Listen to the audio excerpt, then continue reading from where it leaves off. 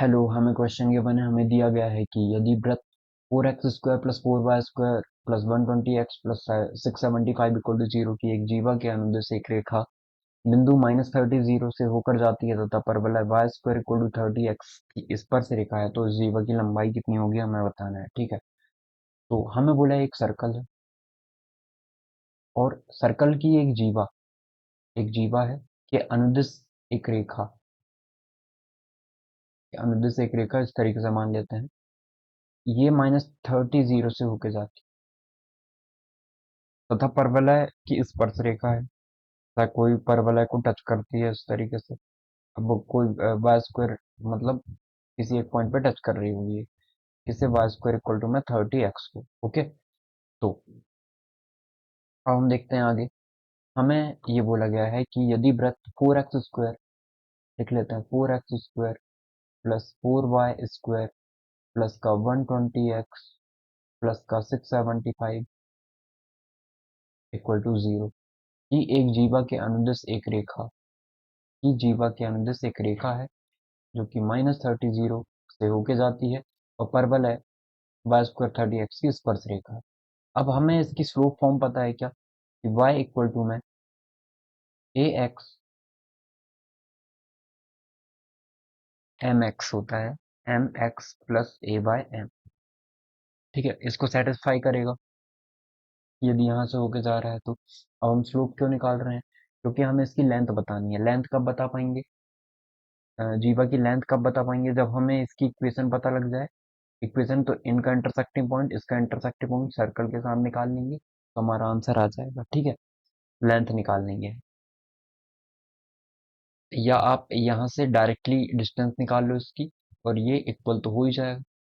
Centre निकाल लेते हैं, सेंटर कितना आ जाएगा इससे। तो यदि हम 4 से डिवाइड कर दें तो x² प्लस का y² प्लस का 30x और 0 y तो है नहीं हमारा, 675/4 = 0। तो यदि 2g इक्वल टू में 30 है तो g इक्वल टू में कितना आ गया, 15 आ गया है। और y इक्वल टू में 0, मतलब f इक्वल टू में 0 हो गया है। ठीक है, तो ये सेंटर कितना आ गया, ये आ गया -g, -f होता है -g मतलब -15, -0 हो जाएगा। ठीक है, इससे यदि परपेंडिकुलर इस लाइन पे डालेंगे तो इसकी डिस्टेंस निकल के आ जाएगी यहाँ से यहाँ तक की डिस्टेंस, और रेडियस निकाल लेंगे। सॉरी, रेडियस कितनी आ जाएगी, r इक्वल टू में आ जाएगा इसका, तो हम ये वाली डिस्टेंस निकाल लेंगे। ठीक है, अब रेडियस कितनी आ जाएगी, g का स्क्वायर 225, f का स्क्वायर वो तो 0 ही है, माइनस का 675, तो ये तो नेगेटिव आ गया। ठीक है, एक सेकंड, 7×12 = 30। ठीक, ये तो नेगेटिव आ रहा, रेडियस तो नेगेटिव हो नहीं सकती कभी भी रूट के अंदर। हाँ, ये तो 670/4 था ना, ऐसे था ये। ठीक, ये था ये। तो अब सॉल्व करें तो ये आ जाएगा 0, 2, 8 और 2 10, 8 और 1 9, 900। ठीक है, तो 4×5 = 20, सुन दो, 4×2 = 10, सुना से 1, 4×2 = 8 और 1 9 करेक्ट है, माइनस का 675/4।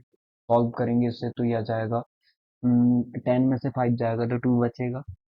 सॉरी, 10 में से 5 जाएगा 5 बचेगा, 9 में से 7 जाएगा 2 बचेगा, और 3 में से 8 में से 6 जाएगा तो 2 बचेगा। 225/4 मतलब 15/2 आ गया। रेडियस कितनी आ गई, 15/2। तो ये आ गई है 15/2। अब हम इजीली निकाल सकते हैं यहाँ से। हमें क्या निकालना है, इसकी इक्वेशन निकालनी है। इसकी इक्वेशन कितनी आ जाएगी, y इक्वल टू में m multiply x plus a/m। a कितना आ गया है, यदि इसको y² = 4ax से कंपैरिजन करें तो हम बोल सकते हैं क्या कि 4a इक्वल टू में, मतलब ये इस तरीके से, तो 4a इक्वल टू में ये अलग है।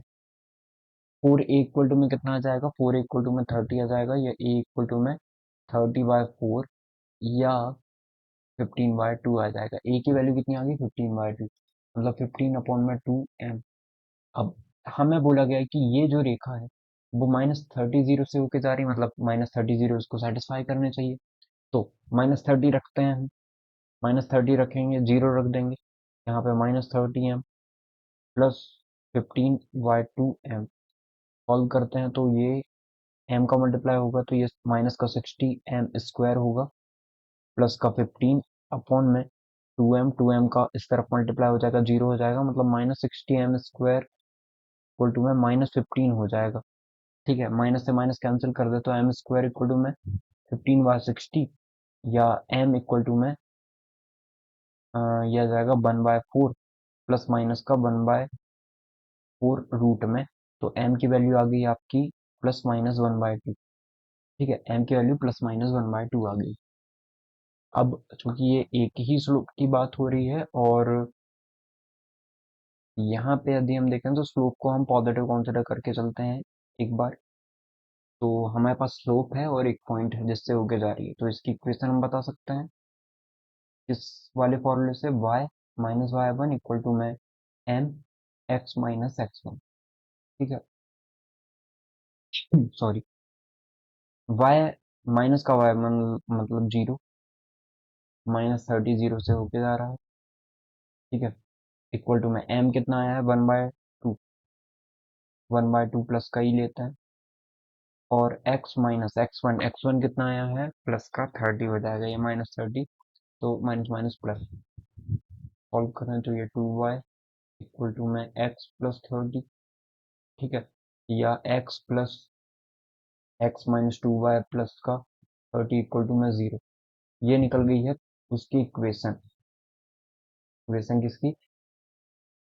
ये इक्वेशन आ गई है इस वाले लाइन की, ये लाइन की इक्वेशन आ गई। अब इस लाइन की इक्वेशन है तो यहाँ से डिस्टेंस निकाल लेते हैं इसकी, यहाँ से यहाँ तक की डिस्टेंस कितनी हो जाएगी, तो वो देखते हैं।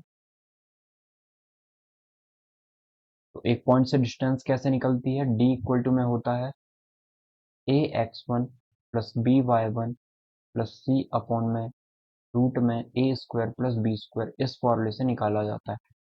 ठीक है, तो d इक्वल टू में कितना आ जाएगा, ये आ जाएगा ax1।